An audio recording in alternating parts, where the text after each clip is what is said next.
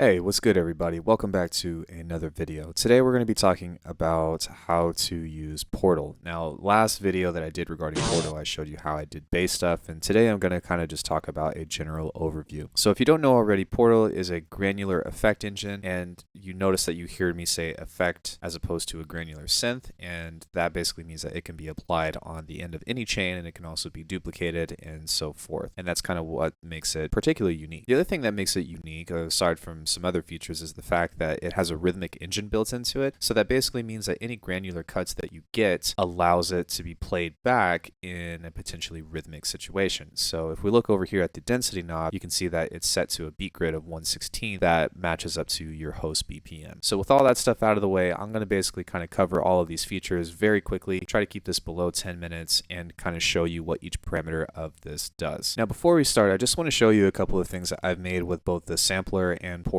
These are just some soundscapes that I've made that are available on my brand new website, alchemy.com, along with some other products that are available. But I kind of just wanted to show you what you can do with these before I kind of get into all this stuff, because for the most part, I'm going to kind of just go over the parameters quickly as opposed to showing you and diving deep down into it. I don't know if you see my live stream or not, but I could literally spend hours and hours and hours just looking at sound on this, so I have to kind of stay focused. But yeah, here's some of these sounds that I've made.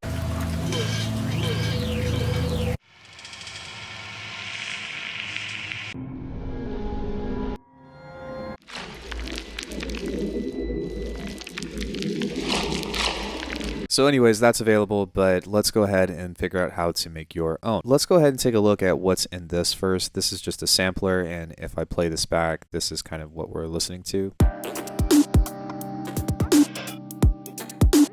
These are actually two different samples, a D minor chord and beats on 85 BPM. If we open up this is going to be the first screen that you get, which is an XY pad that looks really nice, but it basically dictates the macro controls that you have right here. Now, as a default setting, this isn't set to anything, so tuning these knobs isn't going to do anything. If you look right here on this plus button, you'll see that you can drag this into any parameter that you wish and basically fill it up kind of like a macro. So if you're used to using something like Massive or Serum, then these plus button things will be kind of home to you. The other thing, since we're kind of already on that topic, are these multi-stage envelopes that you can use to basically create any LFO type shape that you want. And then of course you can bring these over as well and drag them in order to create, whatever automated parameter that you wish. And it's cool because you can randomize them, you can sync them up into different things, you can clear them if you want, you can do tons and tons of different things. You also have a humanize feature, which is kind of like a swing function, and that could be potentially useful if you're trying to create some kind of swingy rhythm. So with that out of the way, the other features that you have on the main panel are the reverse button, which will obviously reverse the sample that you put into it, or reverse whatever sound you throw into it. And then we have a dry wet knob, which is kind of cool. It looks like little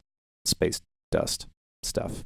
All right, so on to the grain controls. Over on the left, we have the stretch. Now, it works in the opposite way. If it's 100%, then that means that the stretch is being played back at normal speed, 100% times 1. But the more that you pull it down, the more that it's going to stretch the sample out. So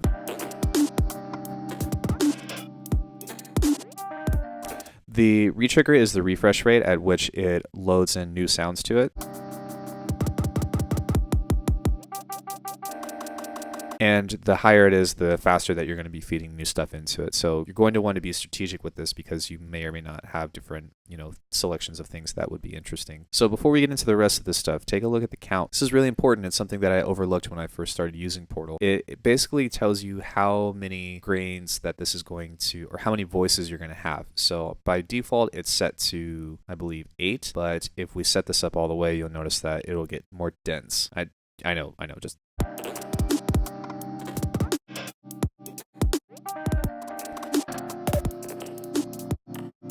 Hopefully you can tell the difference. But basically this is important because it has a big impact on the offset. So if all of these are stacked onto each other, then all of the voices are right on top. But basically the offset kind of spreads these out, kind of like the movement in the sampler if you're playing this in granular mode.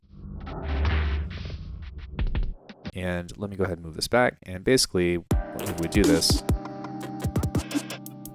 it'll kind of move and spread all the voices around in an interesting way.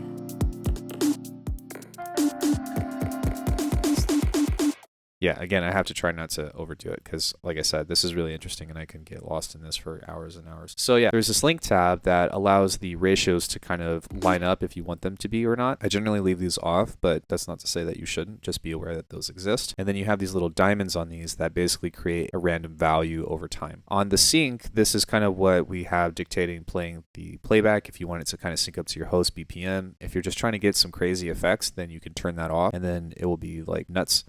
But yeah, it's kind of a cool option that you have both for on and off. The density is kind of like your rhythm maker, so to speak. It's not like the master controlled, but as you can see, like if I were to play this at like a 1/16th, then this is going to primarily play for the most part at a 1/16th. Let me turn the random off on these. And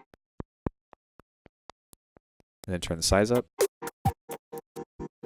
So you can see that the rhythm is being repeated on this in such a way. And the size is how big the grains are. So the bigger the grain, the more sound that you're going to get out of it. And the shorter the grain, the more clicks and stuff that you're going to get. So that's great for percussion. Over here on the pitch tab, you'll see that there's this little arc right here that these two are linked to. On the scale, on the chromatic, you can basically go between 36 semitones up and down. And then as you change, the values of these will also change. Like this is 9 on the major chord. But basically by pushing this, you can set the pitch tonality or the pitch differences to be within, chords or to be within all of these different functions that you have over there. It's really fun to set that to random as well and then just kind of like find a chord or scale or something that you like and just let it go. The pan is pretty standard. It's just left and right. Right now it's sitting in the middle. And then over on the shape, this is kind of the shape of the grains. So if you pull it down, it's more of a square. If you pull it up, it's more of a sine wave. This is kind of like, it will change, but I can't really tell. I guess that's more of I don't know, whatever. All right. So the grain delay is very similar to something like if you were to use Ableton's grain delay. Basically, it takes the grains and creates its own kind of delay out of it. If we listen to it, you're not going to be able to tell that big of a difference, but it's kind of subtle.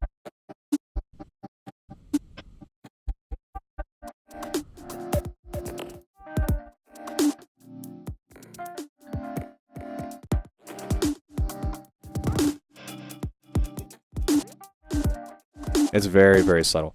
But I particularly use this kind of stuff with bass and all that. And speaking of, like, you can throw anything into Portal, which is what makes it so amazing, is that it literally has the potential to destroy anything. Throw a song in there, throw music in there, throw a bass, throw drums. It doesn't matter. Portal can give you something interesting as long as you know how to use all of those. You have a mini XY right here that still controls these two. And then we have a list of effects. Now I'm just going to kind of list them all and then talk more specifically about the delay because that's the one that I use the most. But we have a bit reduction, chorus, distortion, filter. On the filter, there's only a low pass and high pass between 12 and 24 poles, but there is a drive factor and also an envelope follower, which is, pretty cool. The reverb sounds decent, but the delay is really what helps me kind of like finish glitching everything out. You have between a ping pong and a stereo. I generally do a stereo, but this is where you can really destroy your sound. And you don't need Portal to do this. You can take any delay and do that, but just the fact that you have this mix between the delay and the grain controls all within the same panel makes it easier to find your own stuff. So take a listen to this.